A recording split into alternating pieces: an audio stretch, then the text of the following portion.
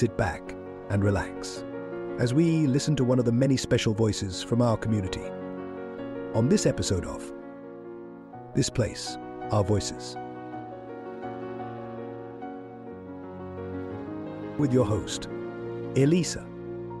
In this episode, we speak to master trainer and advanced EFT practitioner and mindfulness teacher, Jess Wikins-Cooke. Jess is the owner of Tap Into Transformation and joins us to share her insights and expertise. Hi Jess, thank you for joining us. Hi, thank you for having me.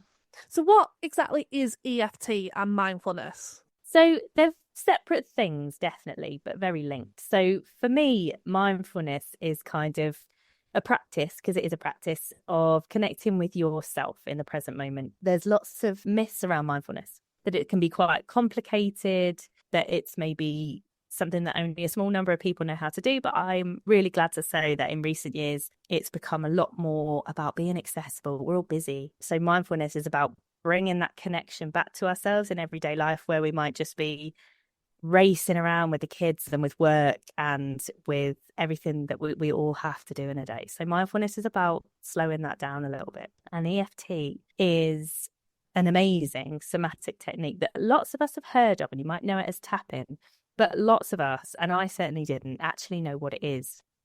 So EFT is a combination of kind of putting pressure on acupressure points in the body. So some of those points are going to be similar to what you'd see in acupuncture. And we combine that with cognitive techniques. And so this kind of what appears to be simple tapping on the body really has the power to change our thoughts and feelings and behaviours. People will have heard of acupuncture. Tapping isn't something I'd come across. Is it related? Is it a less invasive option to that sort of thing with pressure points? So it's often called acupuncture without the needles for that reason, because there are some similarities. They're definitely different practices, though. I think uniquely with tapping, you can do it yourself. So you don't have to wait for a practitioner. And I came to tapping many years ago as a client. And I'm really happy to say that when somebody suggested it to me, I actually laughed out loud. I thought it was ridiculous. So I love working with skeptics. It's absolutely acceptable. And you don't have to believe in tapping for it to work for you. So that's great. But yeah, you can actually use tapping for yourself. So I always use the analogy of, say, for example, tapping works beautifully with fears and phobias. So say, for example, you're scared of driving. In a one-to-one session with a practitioner, you can start to tap with those feelings and work them back, because that fear, you weren't born with it. It came from somewhere. But it might not be so simple as, for example, I had a difficult experience in a car and now I feel frightened of it. Even if that was the case, you could use tapping. But if it was a bit more complex and you weren't really sure why you had it, we can start to tap that back and understand where it came from. And our job is not to think our way out of it, but actually with tapping, we're communicating with the body. So every time you have a thought or an emotion, we kind of learn those languages. We're taught to notice them. But you'll actually find, you can test this with anything. You think about someone you love, think about someone who winds you up, you'll find that with that thought and emotion, there comes a sensation in the body as well. And that's what we work with tapping. So if you had that fear of driving, we can start to work that back and think, okay, where has this come from? Ask the body, and the body's going to start to shift and change that sensation. And that gives us some insights. However, if you didn't want to go that far, you just wanted to give yourself a little bit more calm and ease as you get in the car every day, then you could learn how to do tapping for yourself in the moment, less than 5 minutes, and you would make a difference, because tapping communicates with the part of our brain that activates the fight or flight response. So we can notice really a dramatic reduction in anxiety a lot of the time, which has been researched, and there's hundreds of academic peer-reviewed papers now about the benefits of tapping. But I very much welcome skepticism, because I understand it. It's not something that we're taught, and I would love to get this technique out there as far and wide as I can, because even if you never choose to come to a practitioner, it can make a transformational difference in your everyday life. So even if you're not an anxiety sufferer to a detrimental level, even if there's something that you know just makes you feel slightly uncomfortable in everyday life, this is a technique that people like that can use as well. Absolutely. I mean, people often ask, what is EFT for? And I would say it's easy to answer, what is it not for? And the answer is not very much. So we know it has been studied and proven to be really effective when we're talking about things like anxiety symptoms, depression, chronic pain, symptoms of PTSD. Also, fears and phobias and cravings, because there's usually an emotional need under those. So things like stopping smoking or unhealthy eating habits, sleep. So certain things have been studied, and we can do some really focused work with limitations that people are experiencing, whether that's personally, professionally, in relationships. But sometimes you'll find me tap in because I'm a little bit annoyed that I'm late for something, or something happens that just throws me a little bit, or maybe I've got a little bit of insecurity about something. Or tapping is actually, although we do a full round in a session, there's lots of shortcuts. So I might be thinking, standing in the queue at Tesco and thinking, oh, I really need to do something, and finding myself just feeling a little bit of stress. So I'm just going to tap and just bring that down. And what that does is it gives me, because we know we don't think our best in the middle of stress and anxiety. We don't work out the next best options. That's not where we're making our best decision. So tapping is that tool just to, as we're talking about with mindfulness, because the link between mindfulness and tapping is that you have to lean into what's here. So to be able to tap with the way that I feel, I have to notice that I feel that way. So I have to be able to acknowledge I'm a little bit stressed out right now. So I need mindfulness to be able to do that. How does that feel in my body? What are some of the thoughts that are happening? Sometimes that's really uncomfortable to do, because for many of us, we've learned that we push away negative, uncomfortable emotion. None of us choose it, I would imagine, but we lean in a little bit, and then we can start to, once we open the space to accept what it is, we allow it the space to kind of move and shift. But I always say, skepticism absolutely welcomed. Give it a go and see how it feels. It's definitely not going to do any harm just giving it a try. Absolutely not. No, the worst thing that's going to happen, I think, is nothing. It's worth saying that with EFT, when we're working on something big, and sometimes we don't know it's big, sometimes we might be working with something that feels smaller, but actually it's a gateway into something bigger. So if I'm a bit nervous about an event I'm doing and I'm doing some tapping, I might uncover that actually I have a bigger belief about myself and what I'm capable of, and that might be difficult for me. Or I might be tapping with driving and I might have a memory come of that difficult time in the car. So it is possible that things might come up while we're tapping that we didn't expect.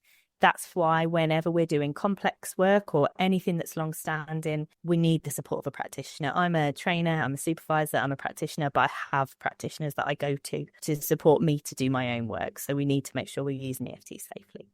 And that's not a reason for people to shy away from it. My initial thought there would be, well, if I start doing this, what might I uncover? But that's a good thing, because you are finding the source of something that is bubbling under the surface, and you don't know when that's going to come out. That might cause bigger problems in future. So if you find it and deal with it, that's actually better than ignoring it. Well, that's one of the reasons why I said the worst thing that's going to happen is kind of nothing, because although those things can happen, and it's quite rare, but it can be overwhelming, or it can be surprising when we find an insight coming up, and it can be upsetting. Actually, I would say, as you said, that's just showing us what's already here. So for me, that's part of moving forward. That's part of the process. And sometimes the process can be uncomfortable, but it's a little bit like climbing a mountain. Sometimes it's about putting one foot in front of the other. Sometimes it can be painful. Sometimes it can feel like a long way, but we do it because it's a beautiful view. And certainly for me as a client, my world was very small. I was very limited. I was quite triggered by these kinds of techniques at first. I found them, because they're so powerful and because I wasn't used to having a felt sense of my body, it really took me by surprise how impactful it was. Because I always say with EFT, I try to do 90 minutes with people that in our first session, so I can teach the tapping points and so that we can work out how we work together and then have time to do some focus work. With EFT, I've never had anybody be on the fence after one session. So it's not something you have to do for years and think, I wonder if this is working. Really, it's felt, it's experienced.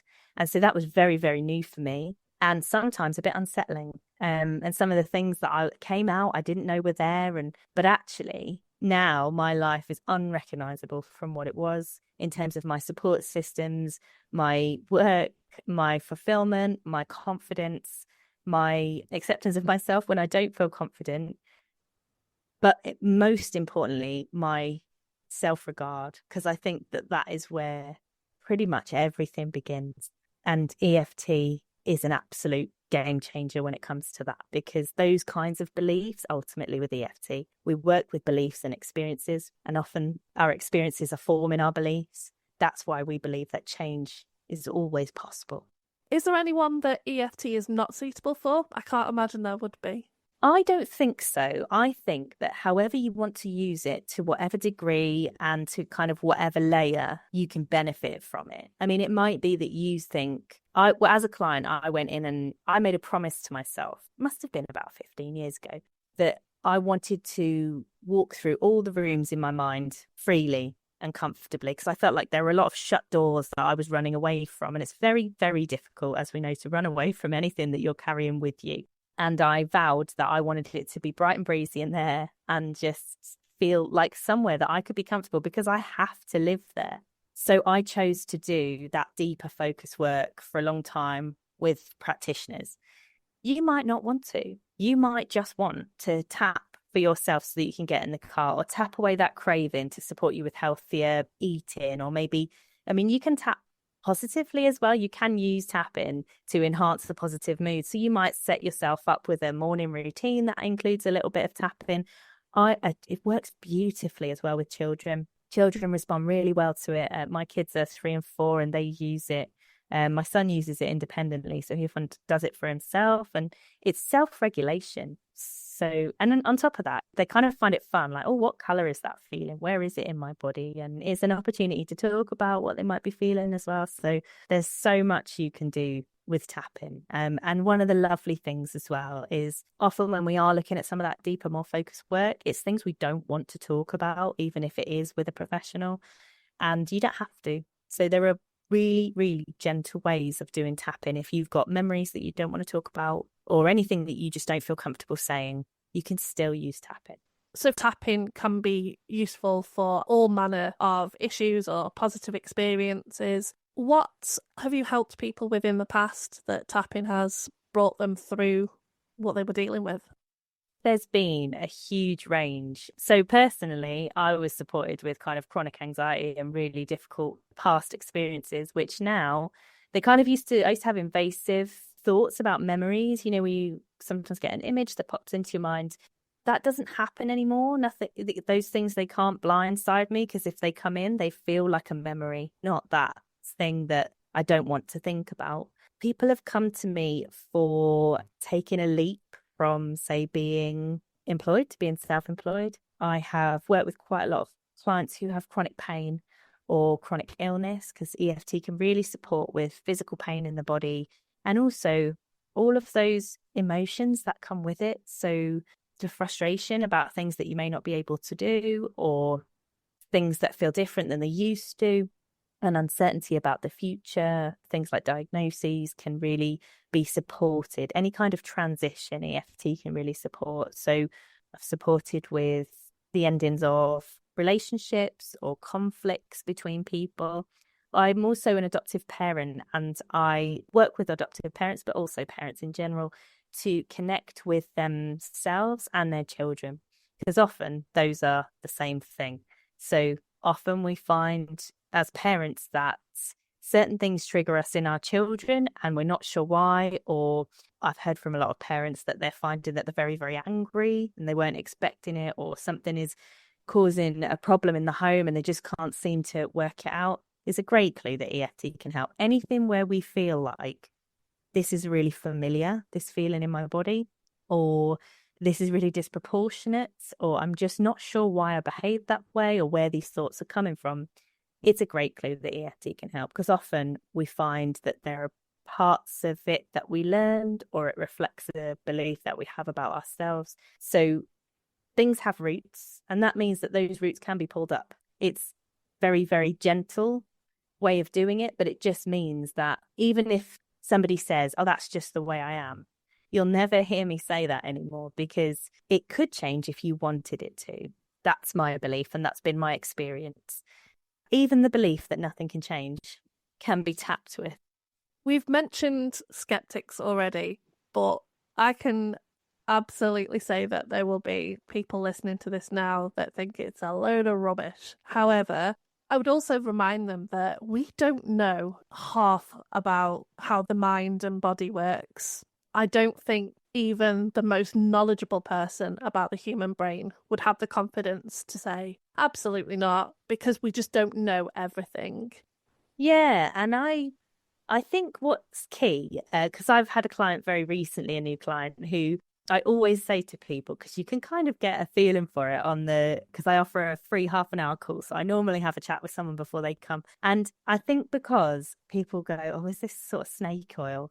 And then they think that you're sort of like a snake oil salesperson. So they're kind of like trying to look around the answers that you're giving and stuff. And I think it's as simple as that. Like, give it a go. I don't believe that probably anything is for everyone. So I'm not kind of attached to that. But I mean, he came to me for a session and he was just really shocked about the sensation that he felt in his body. But I'm not there to prove it. I'm there to share it, and then it's received how it's received, because I know it works, and it works differently for different people. So you might have a session with somebody where it feels like you kind of go from 0 to 100 and they experience a lot of insights very quickly, or it's like any kind of reflection or conversation we have with ourselves. Depending on where we're at, it can take longer, or we can kind of go a roundabout way, or it depends on the person. I've met lots of skeptical people, but I've never had anybody tell me that they didn't feel anything after a session. But it might well happen, and it wouldn't change my opinion of EFT. And I often say as well, I direct people who are feeling skeptical and just want that little bit of what actually is this, though, to somebody called Dr. Peter Stapleton, who is an amazing Australian psychologist who is leading the way in the academic research around EFT. So there's lots of meta-analyses now. There's lots of, I think it's 300 plus papers specifically on EFT, but it's not to forget that EFT is part of an umbrella. So some of the techniques that use acupressure points have been around for thousands of years and have already been studied. So it's EFT specifically has hundreds of papers on it, but actually it's linked to lots of other interventions. And I don't know how recently, but there's been a study done where they believe they've actually found the vascular system in the body that acupressure points are working with. So they are looking at the physical side of things as well. But yeah, I think that side of things is coming, and there's a lot more scientific evidence for what EFT actually does. I know that there are studies that have looked at the changes in the brain before and after EFT through MRI scans. So there's lots of physical studies, but it is so demonstrable that I teach EFT often in introductory workshops where we kind of tap together as a group and people have an experience of that. So I get is this snake oil, but I'd say, who is it benefiting? Because for me, it's changed my life completely. I was a person who struggled to leave the house, and now I stand on stage and I talk about EFT. And the only difference between me then and me now is I lost a lot of limiting beliefs. And how did I do that? I did that through EFT. So it comes from passion, but absolutely, I never sell it. I never push it on anybody. I think you'll feel if it's right for you. But my question would be, are you determined to think that it's snake oil, or can you introduce a little bit of curiosity and give it a go? Fantastic. And you mentioned there that you do a free half an hour consultation. Is that the best way for people to contact you to start with, to find out a bit more? Definitely, yeah. So I offer that free call for any of my services because I know how important it is to gel with the person that you're choosing to support you. So there's no obligation there at all. That's just a chance to have a chat about what it is you want to work with, what EFT is, and if you feel like would be a good fit. So we just have a bit of a virtual cuppa and a bit of a chat. And then I work one-to-one with clients, and I have a therapy room right in the middle of central Chester. And I also work online, which again has been studied in EFT and is proven to be just as effective. Because remember, you'll be tapping on yourself for yourself. So we tap together, but it's not me administering it, it's you. And then I'm also a trainer. So I teach level 1, level 2 and level 3 EFT. So level 1 is a lovely comprehensive course to help you feel really, really confident about EFT, what it is. lovely small group, plenty of practice. And from there, you can go on and do a level 2 and level 3, which is practitioner training. And then I supervise the practitioners that I train. And I also work with organizations to do introductory workshops, staff wellbeing sessions around mindfulness or EFT, and usually a mix of both. My background is in support work and also in the criminal justice system. So I'm very, very passionate about bringing EFT to places where it might be really needed. So I'm looking at building some partnerships with public sector organisations and local charities as well, so that I can support their clients. Brilliant. So how do people find you online? What do they need to search for? So I'm Tap Into Transformation. You'll find me at tapintotransformation.co.uk. And I'm also on Instagram as tap_into_transformation. And you'll also find me on Facebook as well, or on LinkedIn. So I'm all over the place and very happy to have a chat with anybody, because I live and breathe EFT really. And so I'm always very, very happy to share it.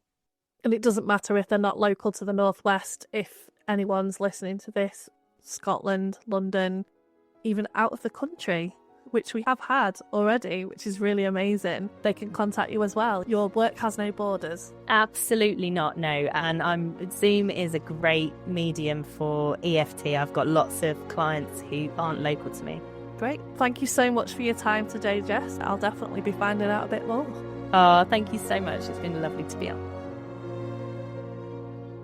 If you enjoyed today's episode, please follow our Facebook page, This Place, Our Voices, where we share updates, highlights, and more ways to connect with our community.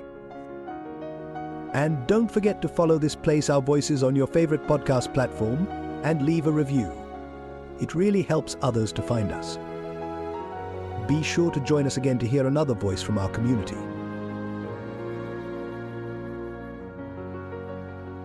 Until next time, let's keep shining a light on our community and building a place we're all proud to call home.